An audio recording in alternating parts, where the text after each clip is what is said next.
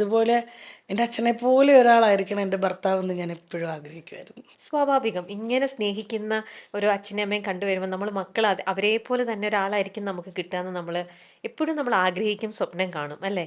ആ പ്രതീക്ഷയോട് കൂടിയാണ് ജീവിതത്തിലേക്ക് ഇങ്ങനെ ഒരാൾക്ക് കമ്മിറ്റ്മെന്റ് എടുത്ത്.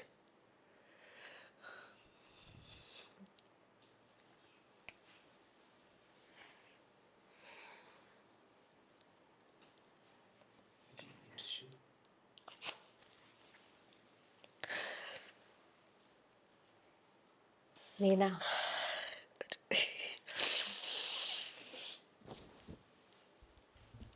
ഓക്കെ.